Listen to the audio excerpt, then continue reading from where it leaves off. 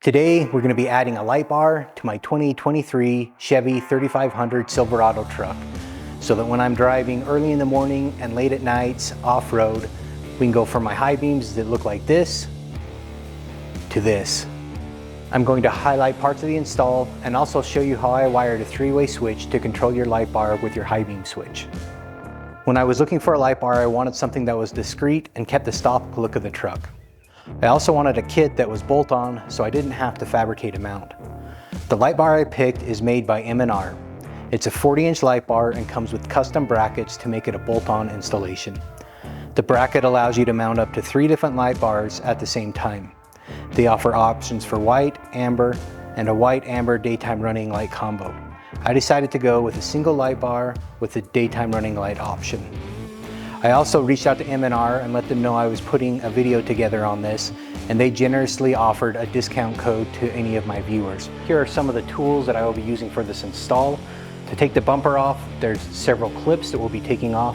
With this tool, you can also use a flathead screwdriver. There's also some bolts that we'll be taking off. Then to wire everything up, I've got the wiring harness.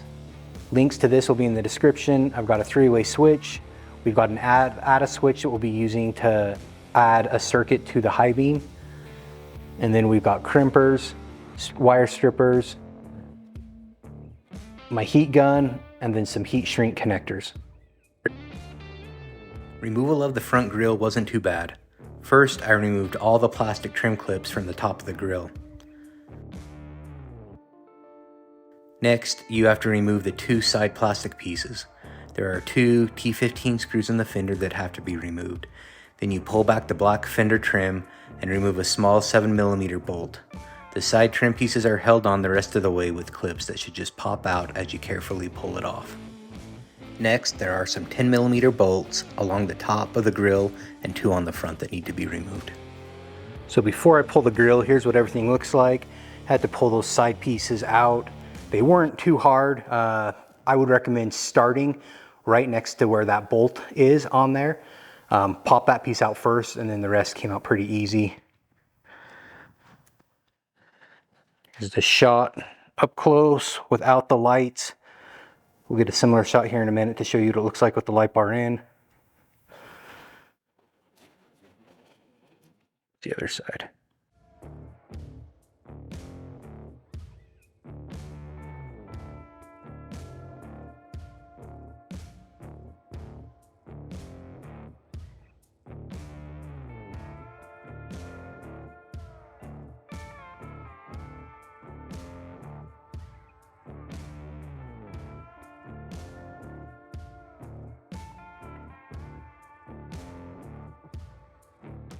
Okay, so here's where I ended up settling on things as far as mounting positions. So you do have to use that top, at least on a 2023 3500, you got to use that top bolt right there. And to fit it in the bottom slot of my drill, I had to go all the way down to the very bottom.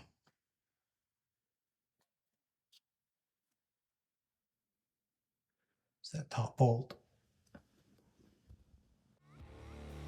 Then we just put it all back together. Install is reverse of the uninstall. It's a little movie magic, this happens really quick.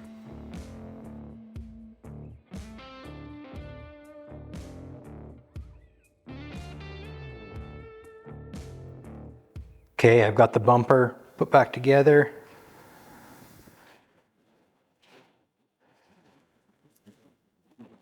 From this angle, you can't even see the light. Actually looks pretty awesome. You have to come down here just a little bit. There it is.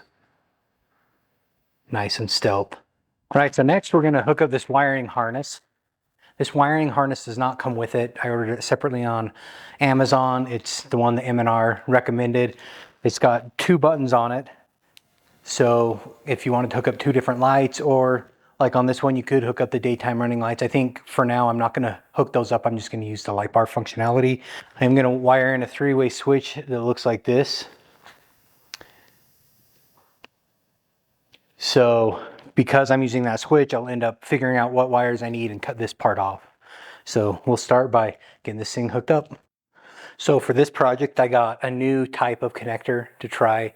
They're these solder seal connectors. I just got the cheap generic ones on Amazon. I've never used them before. I've seen a few videos on them. So essentially, you're supposed to just strip the wires, kind of twist them together a little bit at the end. I'm going to slide this connector through. And you take a heat gun. It's going to be separated. Heat gun, and in theory, you should just turn this on and it should heat up the solder.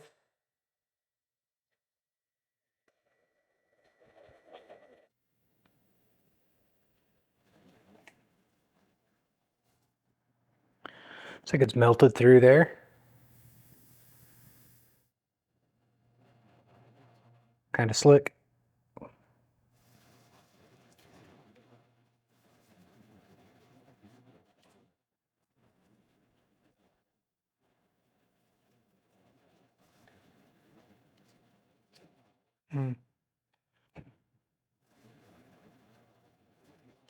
Don't pull them apart too early. Let them.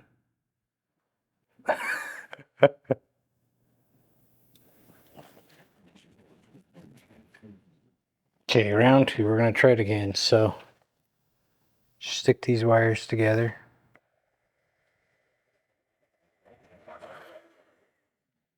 That's pretty good.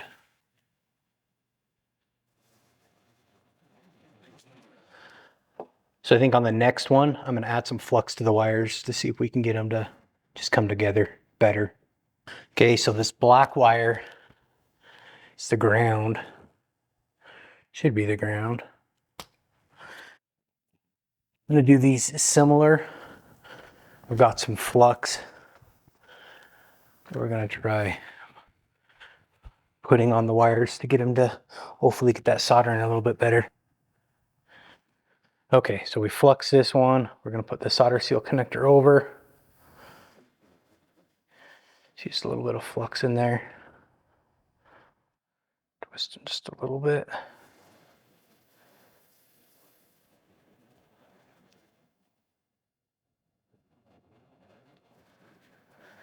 Slide that over. Let's see how this one goes. Yeah, you can see with that flux sucking that solder right up into it. And that was really good. So definitely add a little flux to your wires if you're going to do it this way. So that third wire, that would be to our secondary position. This blue one would be to the daytime running lights. We're not going to hook either of those up for now. We're just going to leave them, probably tape them off. Okay, I've just got this temporarily mocked up to make sure that I'm wiring it correctly.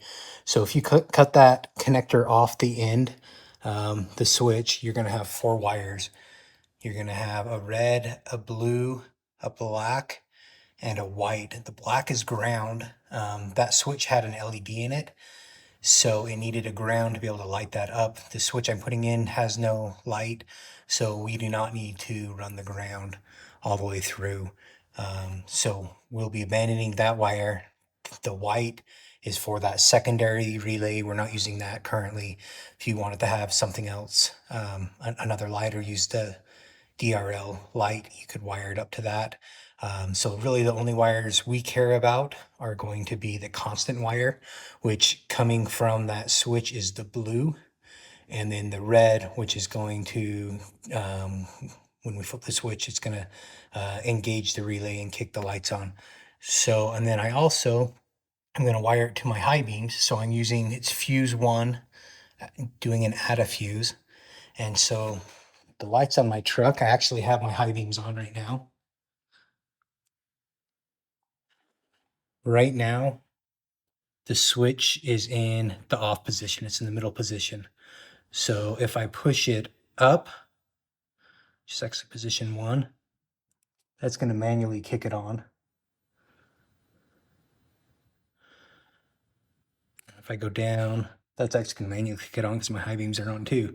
The one thing about this switch is, so if you want, it's kind of opposite of what you think. So when you go up, it's actually going to be this connector. When you go down, it's going to be this connector.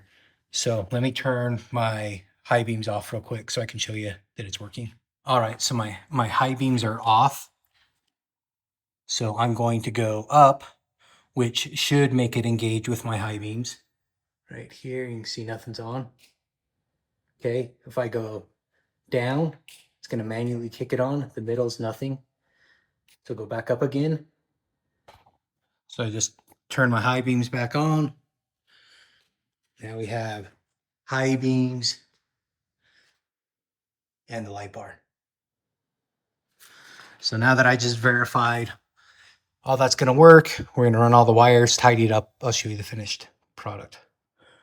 All right, so to get the wires through the firewall, there's this actual little spot that was made for the uplifter switches, the factory ones. It's been a pain to get, but if you can just cut the tip of it, it's able to stick a screwdriver through. I'll show you where it comes through on the inside.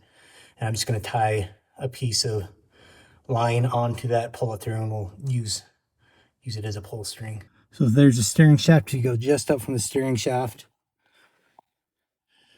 There, right there, you can see my screwdriver peeking through. So I'm gonna tie onto that.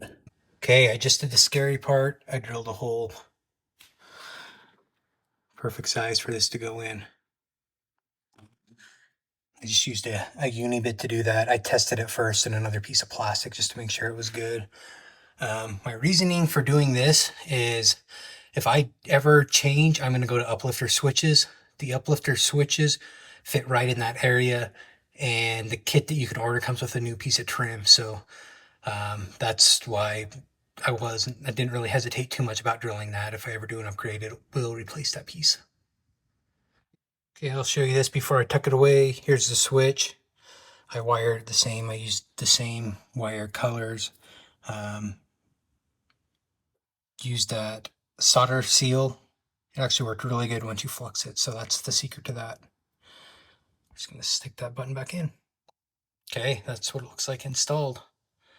Up, my brights are on, or that light bar's on. Middle, it's not gonna turn on at all. Bottom, it'll turn on with my high beams. Here's a final look at how the wiring turned out. I connected the positive right here. To add a fuse, added a grommet on the side of my fuse box so that wire would go in nice. The ground, I grounded right here where the other ground was. Just dressed up and tucked those relays and fuses right there out of the way in the corner. So fairly clean install. Here's the final product. I love the stealth look, how it's hidden behind the grill, and the light bar performs excellent. Very happy with how this turned out.